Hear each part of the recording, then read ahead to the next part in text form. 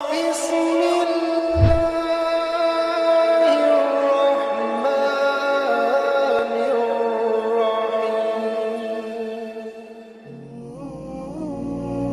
غرور، تکبر اور انا کیسے انسان کو کہاں سے کہاں لاتے ہیں، دیکھتے ہیں آج کے اس ٹاپک میں۔ لیکن اس سے پہلے میرے چینل کو لائک کریں، شیئر کریں، سبسکرائب کریں اور بیل آئیکن کو پریس کریں۔ شکریہ۔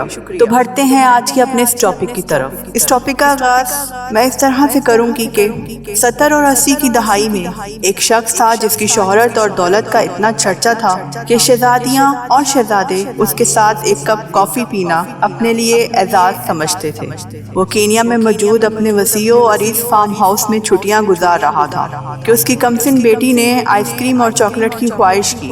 اس نے اپنا ایک جہاز بمائے عملہ پیرس بھیجا، جہاں سے آئس کریم خریدنے کے بعد جنیوا سے چاکلیٹ لے کر اسی دن جہاز واپس کینیا پہنچا۔ اس کے ایک دن کا خرچہ $1 ملین تھا۔ London, Paris, new York, Sydney سمیت دنیا کے 12 مہنگے ترین شہروں میں اس کے لگژری محلات تھے۔ اسے عربی نسل گھوڑوں کا شوق تھا۔ دنیا کے کئی ممالک میں اس کے خاص استبل تھے۔ اس کی دی ہوئی طلاق آج تک دنیا کی مہنگی ترین طلاق سمجھی جاتی ہے، جب اس نے $875 ملین اپنی امریکن بیوی کو دیے اور اسے طلاق دی۔ اس کی ملکیت میں جو یارٹ تھی وہ اپنے دور کی سب سے بڑی یارٹ تھی، جو اس وقت بادشاہوں کو بھی نصیب نہ تھی۔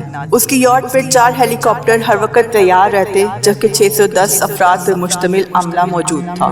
وہ یارٹ بعد میں اس سے برونائی کے سلطان نے خریدی، اس سے ہوتے ہوئے ڈونلڈ ٹرمپ تک پہنچی۔ ٹرمپ نے $29 ملین میں خریدی۔ اس کی اس یارٹ پر جیمز بانڈ سیریز کی فلموں سمیت کئی مشہور بالی ووڈ فلمیں شوٹ کی گئی۔ اپنی 50ویں سالگرہ پر اس نے اسپین کے ساحل پر دنیا کی مہنگی ترین پارٹی دی، جس میں دنیا کی 400 معروف شخصیات نے 5 دن تک خوب مستی کی۔ امریکی صدر رچرڈ نکسن کی بیٹی کی ایک مسکراہٹ پر 7,000 پاؤنڈ ملین کا طلائی ہار قربان کر دیا۔ اسلحے کا بہت بڑا سوداگر تھا، ملکوں کے درمیان وہ اسلحے کی ڈیل کرواتا تھا۔ سعودی عرب اور برطانیہ کے درمیان اس نے $20 ارب کی ڈیل کروائی۔ شراب اور شباب اس کی کمزوری تھی۔ 4 جائز اور 8 ناجائز بیگمات اس کے عقد میں تھی۔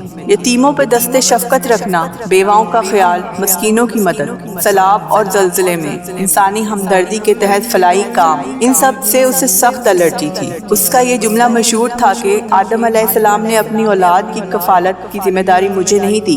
80 کی دہائی میں وہ $40 ارب کے اثاثوں کا مالک تھا۔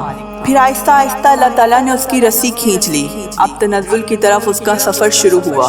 اربوں ڈالرز کی مالیت کے اس کے ہیرے سمندر میں ڈوب گئے۔ کاروبار میں خسارے پہ خسارہ شروع ہوا، قرضے پہ قرضہ چڑھا، سب اثاثے فروخت کر ڈالے۔ اس کے دوست، احباب اور اس کے جانے والوں نے اسے نظریں پھیر لی۔ یہ ایک لمبی مدت گمنامی کے پاتال میں چلا گیا، کسی کو خبر نہ تھی کہ کہاں ہے۔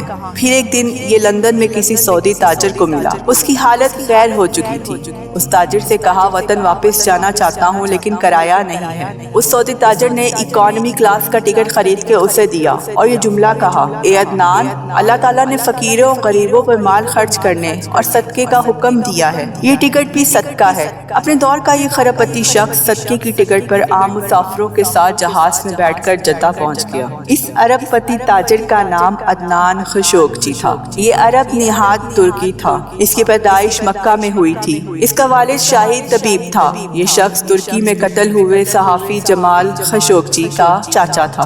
2017 میں اس کا انتقال ہوا۔ میں نے جب اس شخص کی زندگی کے بارے میں پڑھا تو یقین کیجئے میں ہل کر رہ گئی۔ اللہ تعالیٰ کے انصاف پر میرا ایمان مزید پختہ ہو گیا۔ یاد رکھیں، آپ جتنے بھی طاقتور ہیں، اللہ تعالیٰ کے آگے بہت کمزور ہیں۔ اپنی دولت اور طاقت کو کبھی بغاوت کے لیے استعمال نہ کرنا۔ اللہ تعالیٰ کی پکڑ بہت سخت ہے۔